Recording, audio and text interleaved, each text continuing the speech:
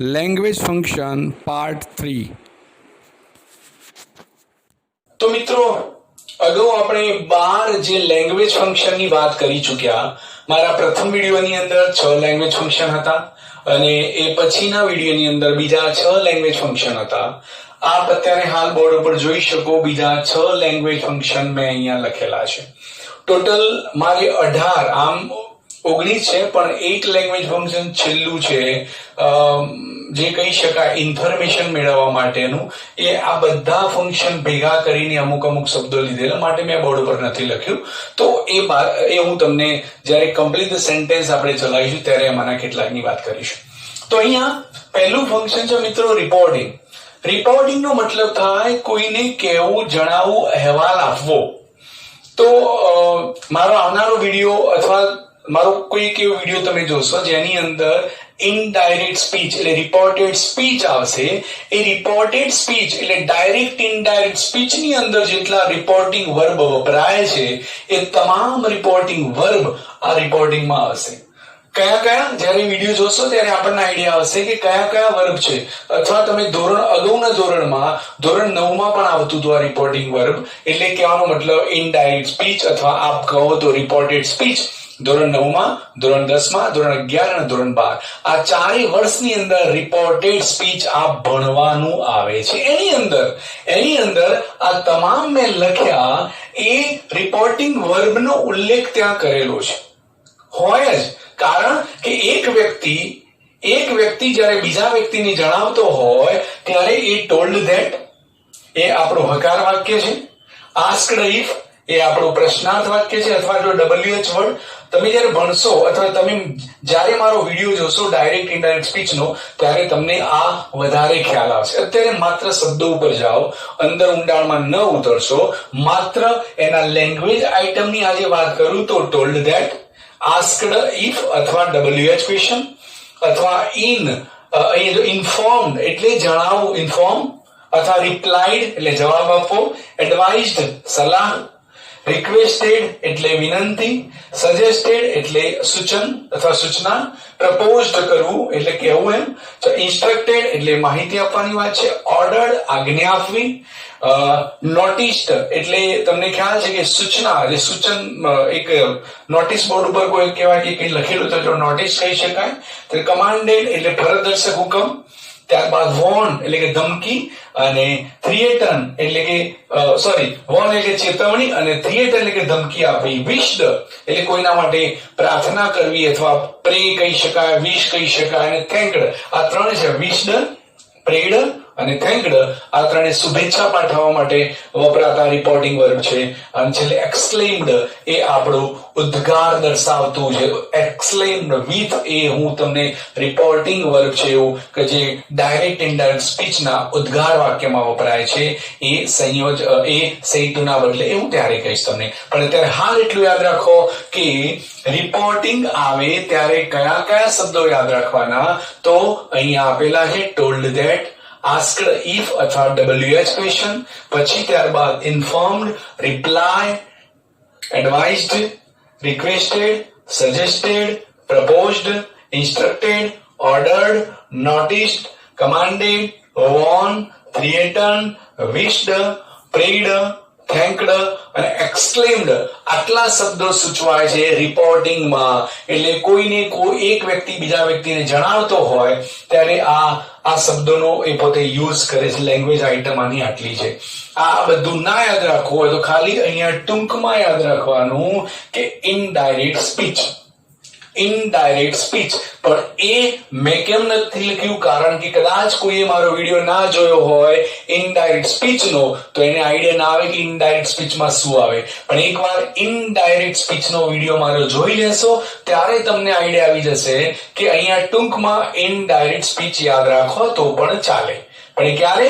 Indirect speech આવડવું જોઈએ. Okay, એ માટે મારો વિડીયો આગામી અથવા ન જોયો હોય તો જોઈ લેજો. ઓકે, ચાલો બીજું છે doer is not important. Doer એટલે કરતા, ઇઝ નોટ ઇમ્પોર્ટન્ટ કરતા મહત્વનો ન હોય અથવા કરતા મહત્વનો નથી તો કોણ મહત્વનું છે? તો જ્યારે કરતા મહત્વનું ના હોય મિત્રો ત્યારે કર્મ મહત્વનું હોય.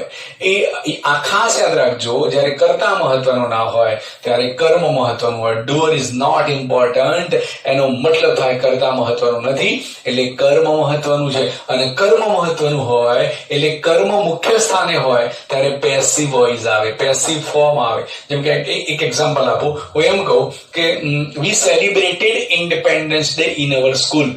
We celebrated independence day in our school. તો આ મિત્રો એક્ટિવ વોઇસ નું વાક્ય થયું. પણ જ્યારે આને કારણ કે આમાં વી એ કર્તા મુખ્ય સ્થાને છે, પણ આને જ્યારે પેસિવ બનાવવું હોય તો કર્મ મુખ્ય સ્થાને આવે. તો શું આવશે? પહેલું, the independence day was celebrated. Independent day was celebrated by us in our school. તો પેલું મેં અહીંયા જો કર્મ લીધું અને પછી છેલ્લું મેં કરતા લીધો. કર્મ મુખ્ય સ્થાને હોય ત્યારે ત્યારે પેસિવ ફોર્મ આવે. તો જો પેસિવ ફોર્મ અહીંયા આવવું જોઈએ, એટલે મોટા ભાગના જે પેસિવ ફોર્મના વાક્યો છેલ્લે બાય આવે. જેમ કે એક બીજું example, I write a letter. તો આ આપણું એક્ટિવ વોઇસ થયું. તો a letter is written by me. તો આ આપણું પેસિવ વોઇસ નું વાક્ય થયું. તો બાય મી, બાય આવ્યું. તો આવા બાય વાળા વાક્યો પાછળ એ કર્મ વિભક્તિનું રૂપ આપેલું હોય, જે કર્તા વિભક્તિની કર્મ વિભક્તિનું રૂપ આપેલું હોય. By me, by me, by us, by you, by him, by her, by it ને બાય ધેમ. તો આ કર્મ વિભક્તિનું રૂપ આપેલું બાય પછી. તો સમજવાનું કે આવા વાક્યો પેસિવ વોઇસ ના વાક્ય હોય એ પેસિવ ફોર્મ વપરાશે. ક્યારે? જ્યારે ડુઅર ઇઝ નોટ ઇમ્પોર્ટન્ટ હોય અથવા ડિસ્ક્રાઇબિંગ એક્શન હોય ત્યારે. ડિસ્ક્રાઇબિંગ એક્શન એટલે ક્રિયા બતાવવાની છે અહીંયા. ત્યારબાદ એક્સપ્રેસિંગ રીઝન. રીઝન એટલે કારણ જ્યારે જાણવાનું હોય મિત્રો, રીઝન કયું? તો બીકોઝ. તો જો જ્યારે એક્સપ્રેસિંગ રીઝન ની વાત આવે ત્યારે યાદ રાખવાનું છે બીકોઝ એટલે કારણ કે, because of એટલે કારણ કે, on account of એટલે ને લીધે ને કારણે, owing to due to ને લીધે ને કારણે. આ બધાનો મતલબ થાય ને લીધે ને કારણે. અને છેલ્લે since અને as. તો આટલા શબ્દો શું સૂચવે? તો એ શબ્દો સૂચવે છે તમારું રીઝન. એ જ ઘટના, એ બનાવ બનવા પાછળનું રીઝન શું? તો એ માટે because of, on account of, due to, owing to, since અને as. કયા? because of, on account of, owing to, due to, since અને as. આ શું સૂચવે છે? તો આ સૂચવે છે એક્સપ્રેસિંગ રીઝન. ફરી એકવાર રિપોર્ટિંગ ની અંદર શું યાદ રાખવાનું? ટૂંકું ને ટચ, indirect speech. Doer is not important અથવા ડિસ્ક્રાઇબિંગ એક્શન ની અંદર શું યાદ રાખવાનું? પેસિવ વોઇસ અથવા પેસિવ ફોર્મ. અને એક્સપ્રેસિંગ રીઝન, કારણ જાણવું હોય ત્યારે કયા? તો because of, on account of, due to, owing to, since અને as. આટલા શબ્દો તમારું રીઝન બતાવશે, કારણ બતાવશે. ત્યારબાદ ડિસ્ક્રાઇબિંગ પર્સન. પર્સન એટલે વ્યક્તિને તમે ડિસ્ક્રાઇબ કરતા હો ત્યારે 3 શબ્દોથી વ્યક્તિ ડિસ્ક્રાઇબ થાય. ડિસ્ક્રાઇબિંગ પર્સન ની વાત કરું, જ્યારે તમે કોઈ વ્યક્તિને ડિસ્ક્રાઇબ કરતા હો ત્યારે who એટલે કોણ, whom એટલે કે જેને, અને whose કે જેનું. અહીંયા પણ વ્યક્તિની વાત છે, પણ એ whose એટલે એની માલિકીની. whose pen is this? આ પેન કોની છે? whom do you want? તમારે કોનું કામ છે? અને who is a doctor? તો અહીંયા who, whom અને whose. અહીંયા આ ત્રણેય શબ્દો who, whom અને whose એ ત્રણેય શબ્દો એ વ્યક્તિને ડિસ્ક્રાઇબ કરે છે. તો જો અહીંયા ડિસ્ક્રાઇબિંગ પર્સન ની અંદર who, whom અને whose. ત્યારબાદ ડિસ્ક્રાઇબિંગ પ્લેસ. પ્લેસ એટલે જગ્યા. એ જગ્યાને ડિસ્ક્રાઇબ કરો છો તમે ત્યારે વેર અને વેરેવર. વેર એટલે કે જ્યાં, વેરેવર એટલે કે જ્યાં. ઓકે, તો વેર અને વેરેવર અહીંયા નથી, પણ અગાઉ ભણી ચૂક્યા. આ શું કહેવાય? આ ડિસ્ક્રાઇબિંગ પર્સન. તો who, whom, whose. Describing place where, વેરેવર. અને હજુ આમાં નથી પણ મારે કેવું હોય તો ડિસ્ક્રાઇબિંગ ટાઈમ. તો આપ જાણો છો when, whenever. અહીંયા જેમ વેર, વેરેવર આવ્યું એમ જ્યારે ટાઈમ પૂછાય, વેન એટલે ક્યારે, વેનેવર ક્યારે. વેન, વેનેવર એ ટાઈમમાં આવે, વેર, વેરેવર એ શેમાં આવે? એ પ્લેસમાં આવે. અને who, whom, whose એ મિત્રો શેમાં આવે? આપ જાણો છો એ પ્રકારે એ વ્યક્તિને ડિસ્ક્રાઇબ કરતી વખતે who, whom, whose. પછી પ્લેસને ડિસ્ક્રાઇબ કરતી વખતે વેર વેરેવર અને ટાઈમને ડિસ્ક્રાઇબ કરતી વખતે વેન વેનેવર આવે. અને લાસ્ટ વન આપણું ટોકિંગ અબાઉટ પીપલ, એવા વ્યક્તિની વાત કરી રહ્યા છો.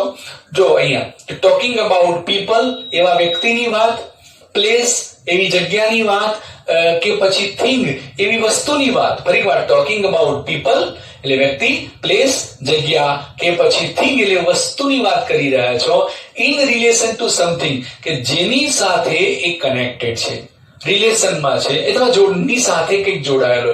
તો આનું નામ ઘણું લાંબુ છે. Talking about people, place, things, relation, in relation to something. Again આની અંદર કયા કયા છે? તો આની અંદર બોર્ડ ઉપર ધ્યાન, આની અંદર છે કયા કયા? તો સચ એઝ ના જેવું, ધ સેમ એઝ બિલકુલ એના જેવું, ઓલમોસ્ટ ધ સેમ બિલકુલ એના ડિક્ટો કોપી. ઓકે, ફરીવાર સચ એઝ ના જેવું, સેમ એઝ ના જેવું, ઓલમોસ્ટ ધ સેમ બિલકુલ એના જેવું, ત્યારબાદ લાઈક ના જેવું, અલાઈક, અનલાઈક, આ બધાના મતલબ એક જ થાય. Such as, the same as, almost the same, પછી like, alike, unlike, similar to બિલકુલ ના જેવું, ડિફર અને ડિફર ફ્રોમ ના કરતા જુદું. ઓકે, તો ફરી એકવાર અહીંયા કયા કયા? Such as, the same as, the similar, sorry almost the same, ત્યારબાદ વાત કરું like, alike, unlike, similar to, differ અને ડિફર ફ્રોમ. આ જે લેંગ્વેજ આઇટમ હું તમારી આગળ જે બોલી ગયો એ તમામ કોની સાથે રિલેટેડ છે? Talking about people, place, thing in relation to something. કયા કયા? સચ એઝ, આ બોર્ડ પર ધ્યાન આપજો. Such as, the same as, પછી almost the same, like, alike, unlike, similar to, differ, differ from. આ જે શબ્દ બોલ્યો એ talking about people, place, things in relation to something ની અંદર. તો આ 6 આપણા લેંગ્વેજ ફંક્શન મેં પૂરા કર્યા. ફરી એકવાર છે રિપોર્ટિંગ, આજે ભણાયામાં રિપોર્ટિંગ, એની અંદર યાદ રાખવાનું છે કે તમારે ઇનડાયરેક્ટ સ્પીચ મૂકવાનું છે. ડુઅર ઇઝ નોટ ઇમ્પોર્ટન્ટ, અહીંયાથી બોલું તો ડુઅર ઇઝ નોટ ઇમ્પોર્ટન્ટ એટલે કર્તા મહત્વનું ન હોય તો ત્યાં કર્મ મહત્વનું હોય. તો ત્યાં યાદ રાખવાનું છે પેસિવ વોઇસ, બાય વાળી વાક્ય રચના અથવા પેસિવ ફોર્મ. એક્સપ્રેસિંગ રીઝનમાં because of, on account of, due to, owing to, since અને as. ડિસ્ક્રાઇબિંગ પર્સનમાં 3 who, whom અને whose.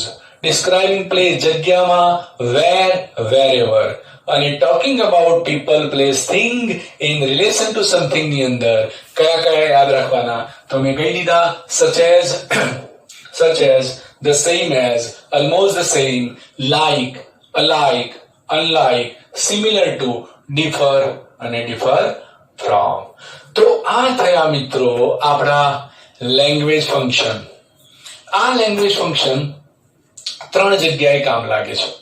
એક તો પોતે આ ટોપિક જેની અંદર કૌંસમાં તમને 3 અથવા 6 લેંગ્વેજ ફંક્શન આપેલા છે, એના રિલેટેડ તમને નીચે સેન્ટેન્સ આપેલા છે.